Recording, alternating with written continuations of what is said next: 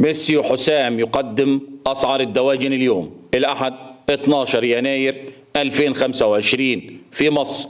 جملة وقطاعي: ارتفاع يا باشا، ارتفاع يا بيه، ارتفاع أسعار الفراخ. السلام عليكم ورحمة الله وبركاته. أهلا وسهلا بكم أصدقائي المتابعين للقناة. لو لسه بتشوف القناة لأول مرة فضلا وليس أمرا اعمل لايك للفيديو واعمل اشتراك للقناة عشان يوصلك كل جديد، ولا تنسوا الصلاة على سيدنا محمد صلى الله عليه وسلم واشتراككم في القناة شرف لنا. واستكمالا لعرض وتحديث أسعار الفراخ البيضة وأسعار الدواجن.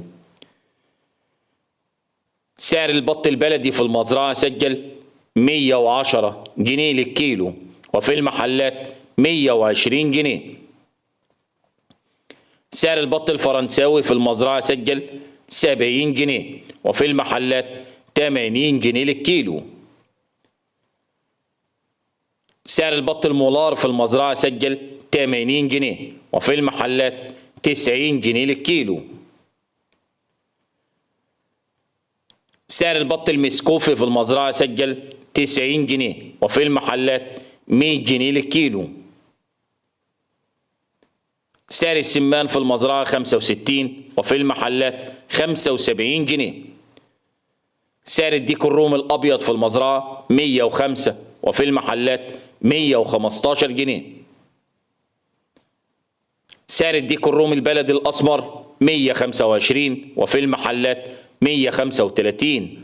أسعار الفراخ البيضة سجلت اليوم ارتفاع: في المزرعة 88 وسعر التنفيذ 87، وفي المحلات 97 جنيه للكيلو.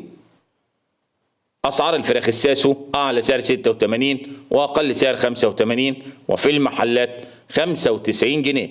سعر الأرنب اليوم في المزرعة سجل 120، وفي المحلات 130 جنيه. سعر الفراخ البلدي الحر 97 جنيه، وفي المحلات 107. والسلام عليكم ورحمة الله وبركاته.